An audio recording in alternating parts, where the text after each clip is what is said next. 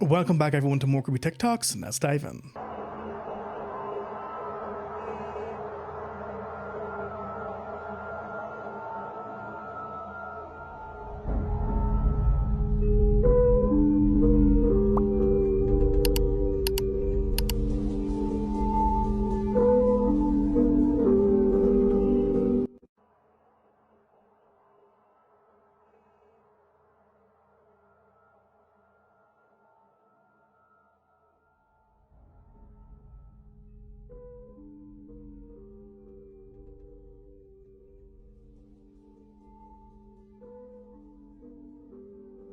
There's nothing worse than blasting Paranoid by Black Sabbath, only to find Ozzy Osbourne's being stalking you from the next building.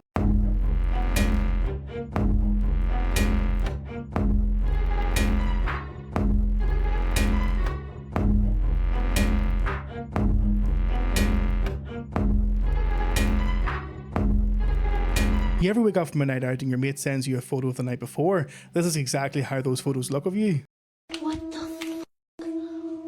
What? Oh, there's like a whole skeleton down there. No. Oh, yeah. Yeah, there is. These creepy videos demonstrate what you don't want to find in an abandoned building. And this one comes from Obsolete Voids. And while urbexing in an undisclosed location, they find bones seemingly buried underneath the stairs in an abandoned house. Not knowing what they are, they begin to record. Take a look. That is a skeleton. Holy shit. Of what? I hope a dog. It looks like a dog. It's big. Let me see. Holy shit. Dude. Dude, it is. It's like a big dog, right? Holy cow. Dude, like how many bones? You think that's a full skeleton or you think it's multiple? That's wild. Could be multiple, they could have all fallen. Oh my god. This next clip comes from Exploring with Josh. And while exploring an abandoned ghost town, they come across something that looks like a ritual site. And in the center of the room, there was some sort of humanoid statue. Now it's unclear what this was used for, but I can only imagine finding this at night. Here's what they caught on camera. Take a look. Yo! What the hell? Oh my god. What the hell? What is going on back Oh, there? yo, no way. Oh, that's not real, is it? Whoa, what and sisters were here? Dude, this is the creepiest thing I've seen in an abandoned ghost town or abandoned spot ever. Dude. Yeah, what is that? Oh. I honestly don't think that last clip from Josh was real, to be honest, but it's not to say that people haven't, stumbled across something crazy like this. Dude, have y'all seen this website? The Illuminati Ball? Dude, this is crazy, man. Look, the Baron and Baroness. Look, check it out. The Illuminati Ball, okay? It's all in red. Love, wealth, Baron and Baroness. The Rothschild cordially invite you to be the candidate at the Illuminati Ball, the most thrilling, unique, and enlightening masquerade ball ever. Dude, come on, man. Look, tickets include a private one-bedroom luxury cottage with a terrace for 2 nights. The island has 2 private beaches, yada, yada, yada. Tickets are $2,500 each or $5,118. Check it out. Look, and you get your little animal spirits. You get a pig, monkey. Applications closed. Imagine that. Oh, man, look. Check out these testimonials. I just wanted to make sure it's real, okay? Hold on. Weird little fingers. Look at this, man. Come on, man. Creative genius. Like, what? Lavish, eccentric. Von Bueller. Come on, don't get me started on him. Look, now, the commandments. Check this out.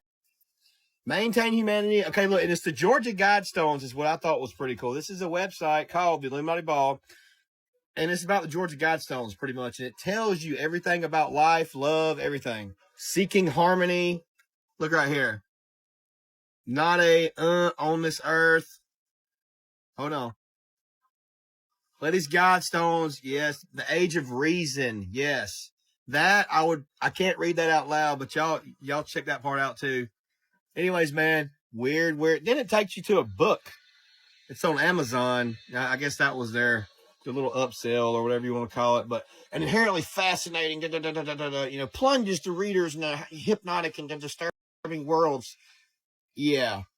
Hey, who remembers this? The secret meeting of the music industry. I'm telling you now, if you haven't heard of this before, you're gonna want to listen to this. The secret meeting that changed rap music and destroyed a generation.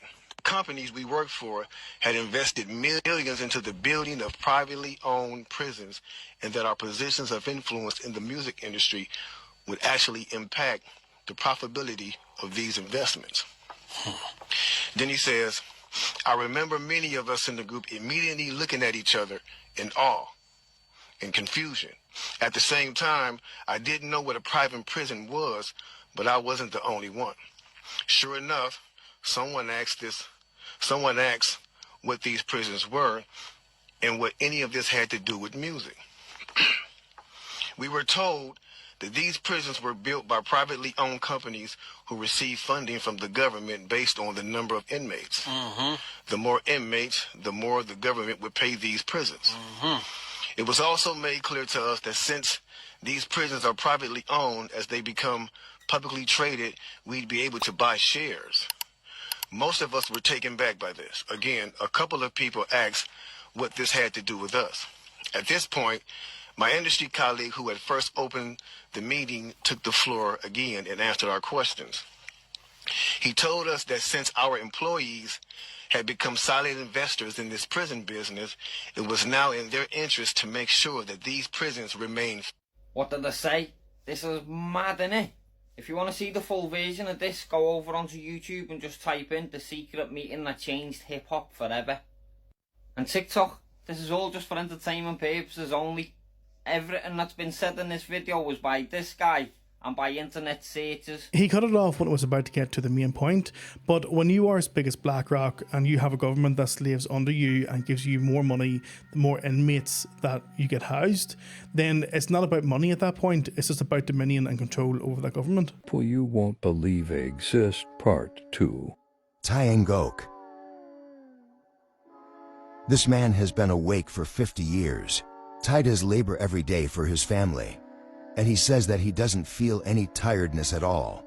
He tried hundreds of sleep medicines and many medication techniques to put himself sleep, but nothing has worked. It is said that you can only live for 11 days without sleeping, but this man managed to stay awake for 50 years. Prahlad Jani. Prahlad was an Indian breatharian monk who have lived without food and water for 70 years.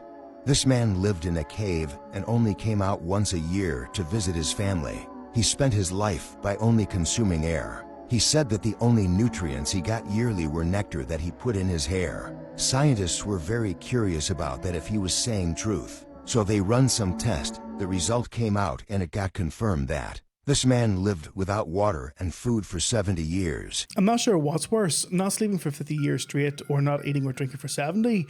I think we could all do with a good rest and a good sleep these days, but I could also do with losing some weight, so I'd rather just sleep and not eat or drink. What would you prefer? The Vector, NASA's official logo. If you've ever looked at NASA's official logo, both their official insignia and their official seal, you'll see that the most prominent object in the seal is a red swooshing object. They call that the chevron or the vector. If you ask NASA's Public Affairs Office, this symbology is featured so heavily in their insignia and seal, they'll tell you that that is a representation of a hypersonic wing design from the 1950s, the time the logo was created. Not exactly the case. Someone might want to ask the Russian Federals, and while you're at it, you can go ask the Chinese, who formed their space agency in 1996, why in the world they're using a hypersonic wing design from the 1950s as their official logo. Then you can ask the Japanese, the South Koreans, Taiwanese, Malaysia, Mexico, Iran, all of these countries, even Bulgaria, they all utilize the vector symbology in their space agency logos. In every logo dealing with the Mercury program, you'll see what looks like a number 7 in their logo. And again, NASA's official story is that they put this number 7 there so that they could pay homage to the original 7 Mercury astronauts, getting the fact that only 6 Mercury astronauts actually flew into space because number 7 never did. Deke Slayton had a heart problem, so he didn't get to go up. So there were only 6 Mercury astronauts. Yet there's a 7 in every single logo. That's in the official mission or official program insignia for Mercury, as well as the 6 individual mission patches carry this logo. And it carries on to the space shuttle program. The Apollo logo. The Apollo logo has a big letter A in it. At least that's what they want you to believe, but it's not. Again, that's just a simple way of explaining away the inclusion of this vector symbology in the logo. If you go to the space shuttle program, the original Space Shuttle STS program patch is a triangular patch that, again, hides the use of the chevronic vector symbology. Every single one of the International Space Station expedition patches carry the vector symbology. The Russian Mir space station used the vector symbology. That was their official logo. You can even go deeper and look at military-industrial complex companies. Look at the logo on a company like Lockheed Martin, 2 vectors. The X-Prize logo, Ames Research Labs, U.S. Space Command, when you get into the military realm, their official logo is the vector symbol. And when you look at the military's individual space-specific programs, all of them deal with vector symbology in their official insignias. And the question really becomes, who or what are these people paying homage to? And the truth, quite frankly, is out of this world. Fusion in the sun, that's well understood. It's only in the flares that you get fusion. There's no fusion in the sun. They don't know how the sun works. It's a transformer. Transforms from some other dimension. It's not burning anything. It doesn't have to. It's a converter. I don't know. Nobody knows. But that's what it does. That's the only thing it can do, because that's how everything works. It's taking energy from another dimension, counter space. There's no energy, actually. You can't see the sun in free space.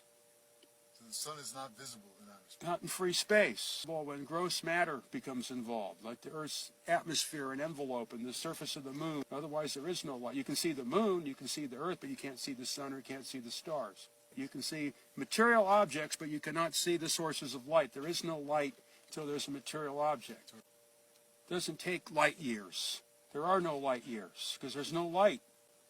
So that means that the light you see from the distant stars isn't 4 million years old. It could be instantaneous. All the theories collapse when you can't see the stars in outer space. That Japanese JAXA logo was definitely a pentagram, but I've no clue what the hell that vector symbol means. Also, the guy that was talking about the sun not being visible in space made me think about the firmament. For example, if someone shines like a high lumen flashlight on you, you're not going to be able to see its source. But once you hold up a good quality tinted glass in front of you, you will have more of a chance of being able to see its source. So what if this is the case between space and Earth? If it's going to cause distress, and it depends what context you. So you're. Obviously, why you would say that to someone. So you're the police telling me that saying God bless you can cause someone distress. Okay, but if you were to say that to someone who, for example, is a Muslim, and if you're going into their face and then saying that to them, knowing that they have their own beliefs, then yes, that is. And you work for the police? Yeah, of course. So the police are saying that it's a crime to say God bless you to someone. Sean, you wouldn't get arrested if it wasn't causing distress to other people. So you're saying, for legal purposes, that it's a crime? If it's causing distress, then yeah. What's your name, please? Medina. Nadina what? We don't give our surnames, but I've got my shoulder number. Can we have your shoulder number, please? Of course. 71224. Thank you. So does this both apply to Muslims and Christians? I mean, imagine going ahead and saying God bless you to a neighbour, only for your neighbour to call the popo to arrive at your door, and then for you to be arrested over saying God bless you. Ever wonder why, whenever people need a hero, one magically appears? It's like clockwork, and no, it's not coincidence, my friend. It's by design. Think about it. You've got your intellectuals, your rebels, your freedom fighters, the revolutionary thinkers. They show up, make some noise, stand against the system, and what happens? We all rally around them, right? But here's the kicker. They're all handpicked, groomed, and trained to lead us exactly where the elites want us to go. There are layers to this matrix. Think you've woken up? They control the heroes, the villains, the entire narrative, and it's not a recent thing either. This has been going on for years. These heroes, they're not just random people. Oh no. They're agents, trained actors, psychologists, manipulators, often coming from families with deep ties to intelligence networks. Their whole life is designed for one thing, to play a role that attracts a specific audience. You think you're following this independent voice of the people, right? But in reality, you're following an agent of the system And it's no accident that their message resonates with you. Every hero is crafted to appeal to a certain demographic. It's psychological warfare, man. They know exactly who they're targeting. Look back in history, all those figures we've been taught to admire, the heroes in our textbooks. A lot of them weren't who they seemed. Just like today, they were created to manipulate the people of their time. And guess what? The heroes of today, they'll be studied in books by future generations, used to manipulate them in the same way. It's always the same playbook, make the hero seem like they're fighting the system, like they're on our side. Sometimes they even get shut down by the powers that be to cause a spectacle, get us to sympathize, to believe they're just like us, make us root for the underdog, and then we follow them blindly into another deception. But here's the most messed up part. Instead of waking up and thinking for ourselves, we latch onto this hero, follow them wherever they lead, and end up right back in the trap. Whenever people need a hero, the elites are more than happy to supply one. And the worst part, you never even saw it coming. So next time a hero rises up from the shadows, ask yourself, are they really one of us? Or are they just another character on a much bigger stage? I'm going to go ahead and say this is all for entertainment purposes and entirely fictional, if you know what I mean. Don't come for me. Of all the time I've had on this earth so far, I've yet to come across a hero who can actually change world problems. I mean, come January, could some of this be changed? Let me know in the comments below. Touching me, touching you, sweet Caroline. That's real footage, obviously, yeah. One of the things that the secret world government is going to attempt to do to get you to accept their new world order is they're going to try to scare the hell out of you with a fake, phony landing where they're going to say, oh my God, there really are ETs. It's going to be covered by the media of the world. And they're going to say, we're going to be invaded from outer space. We have to band together as humanity to save the planet. And most people are going to say, yeah, let's do it. One world. Imagine all the people. Imagine nothing worth fighting for. Imagine no religion. Imagine living only for today. What has happened is these men who throughout history have been trying to figure out how they can control the world, all of a sudden discovered how they could do it. In 1952, President Truman, together with the heads of state of the European nations and the Soviet Union, formed what is known as the Bilderbergers to coordinate the international efforts to protect the world from an invasion from outer space should these aliens turn out to have that as their ultimate goal. The Bilderbergers, as MJ-12 did, soon learned how to wrest power behind the scenes and use the world banking families to manipulate and leverage these nations so that they are really in control of the world, and they are headed by the 9 heads of the families that own most of the wealth of the world, known as the Round Table of 9. Under them, each nation has a group of men secretly controlling that nation. And I don't mean every nation in the world, I mean the nations that count, the hard currency nations, have an organization which is a sister organization to MJ-12 within that country's respective government. How does this work, you say? How can a secret organization such as MJ-12 control the government? It's very simple, ladies and gentlemen. If you will remember that President Eisenhower formed this secret group in 1954. He was the last president who knew everything. They began in 1954 to issue secret executive orders in the form of NSC memos to wrest power away from the president and effectively isolate the president. They took the power to appoint appointees in the government away from the president, And if the president wants to appoint someone whom they don't want him to appoint, they have a way of embarrassing the president to get him back into line, or getting rid of him altogether, or making sure that he doesn't get elected if he's not willing to play the game. The result has been, ladies and gentlemen, that today every major member of the United States government is a member of the Council on Foreign Relations and the Trilateral Commission, or the Trilateral Commission, but usually the Council on Foreign Relations and the Trilateral Commission. They usually have dual membership. Every one of them, not just a few. You see, it started off in 1954, there were just a few. Truman's years, there were hardly any. Eisenhower got in, he was a member of the Council of Foreign Relations. He appointed some.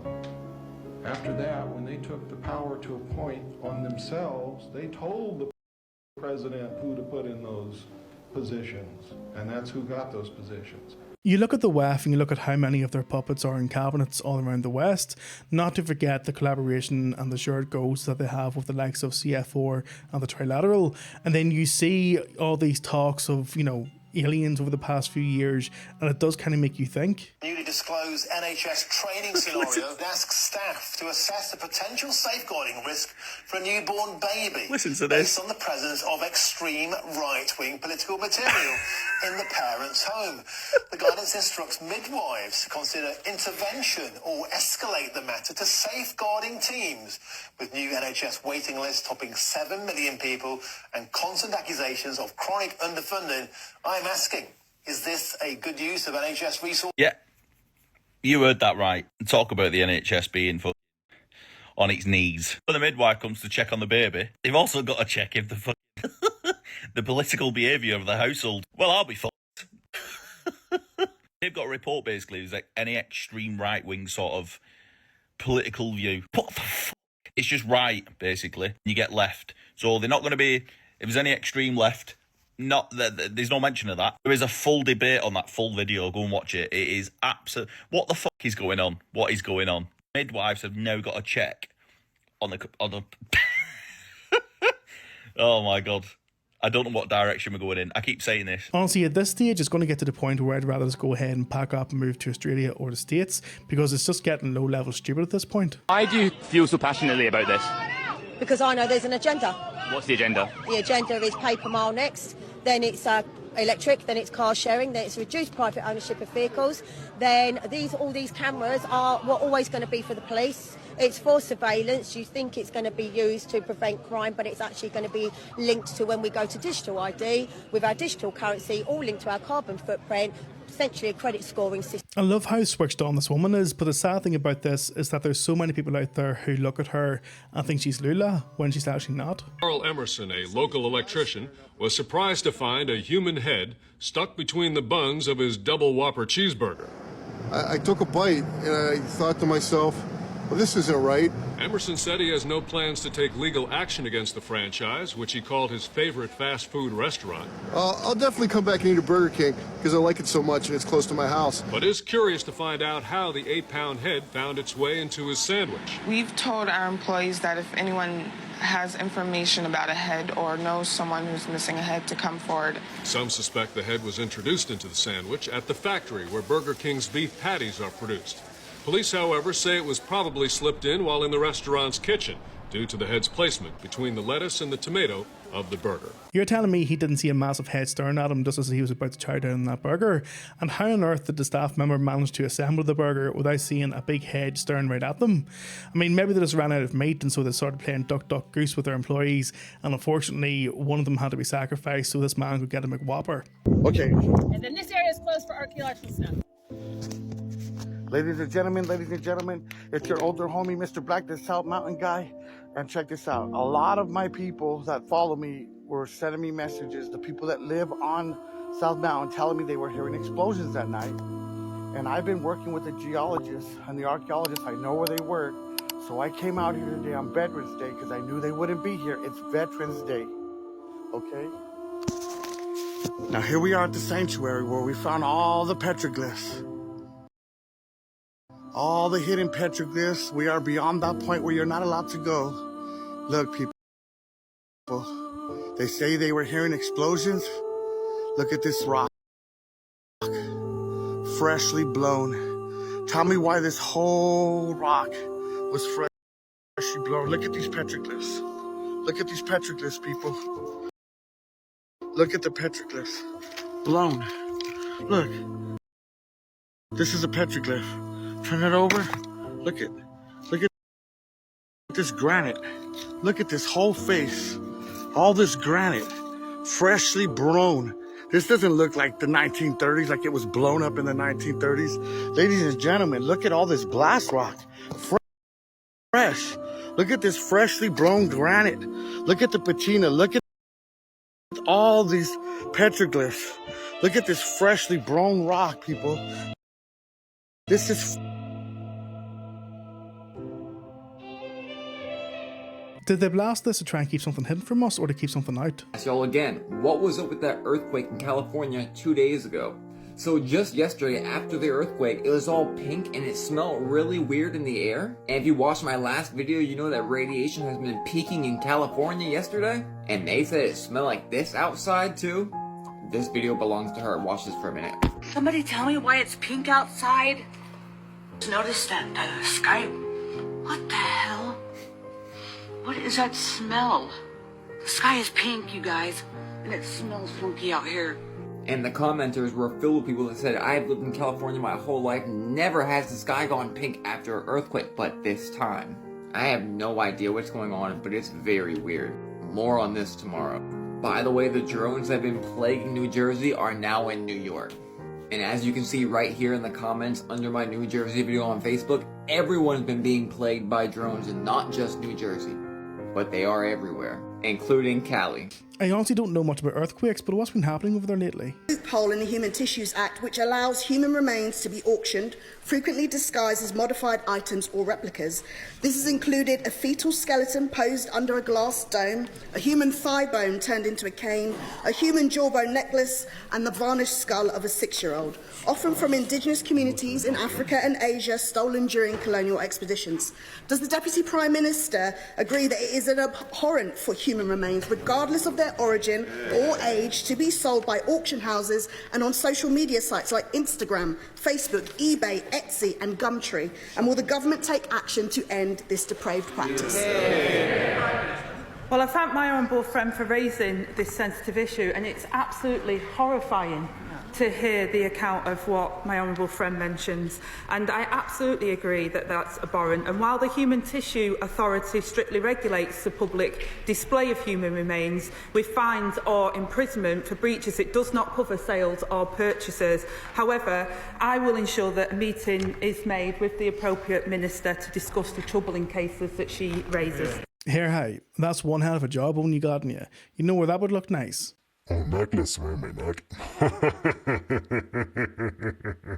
Netflix is trying to get you to give your data to them by making it super easy for you to skip right past this screen that's popping up on everybody's TV just to get to whatever you want to watch. Look, it opens up on this new screen with all these words most people won't read, but it has automatically checked these two. It's going to take your viewing information and your voice information and share it with content recognition software and sharing it with their third-party partners, and on and on and on and on and on. And look, they even made a button so you can just select them all real quick and hit agree and give them all your data. This, interestingly, is the most visual representation I've seen of a platform lately taking all your stuff. Usually they bury it real hidden, real down there at the bottom where you're not going to see it. This is right here. Just be careful with Hellflix. I mean, your voice data should be a no-go, especially when we live in a time where it can be used for nefarious things. This man could have bought anything, but instead, every day, he chooses one thing money can't buy. This is the Matrix movie star, Keanu Reeves. He was abandoned by his father at the age of 3 and grew up with 3 different stepfathers. He is dyslexic. His dream of becoming a hockey player was shattered due to a severe accident. His daughter died at birth. His wife died in a car accident. His best friend, River Phoenix, died of an overdose. His sister battled leukemia. He travels without bodyguards and doesn't own luxury homes. Keanu lives in a regular apartment, enjoys wandering the city, and is often seen riding the subway in New York. While filming the movie The Lake House, he overheard a conversation between two costume assistants, one of whom was crying because he would lose his house if he didn't pay $20,000 that day. Keanu deposited the necessary amount into his bank account. Over his career, he has donated large sums to hospitals, including $75 million of his earnings from The Matrix to charities. In 2010, on his birthday, Keanu entered a bakery, bought a brioche with a single candle, ate it outside the bakery, and offered coffee to people who stopped to talk to him. In 1997, some paparazzi found him with a homeless man in Los Angeles, listening to him and sharing his life with him for several hours. In life, sometimes the most broken people on the inside are the ones most willing to help others, because many well-off people have forgotten what it feels like to be hungry. This man could have bought anything, but instead, every day, he chooses one thing money can't buy. I know not all celebrities push an agenda, and I don't know much about Keanu Reeves, but he does sound like a very rare soul and someone that we could all be around. Ask him. Okay. Sir, you work here, right? Yeah. Oh, Jimmy wants to know if you have something. You explain it to him.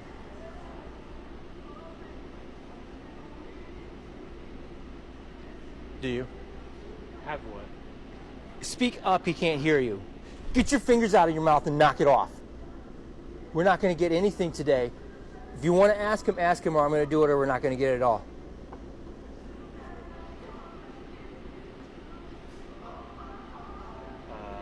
If it's what? Yeah. What is it again? I don't. Are you? Get your fingers out of your mouth. He can't understand you.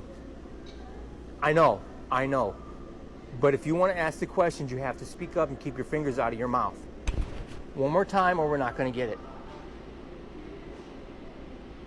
There's no one here.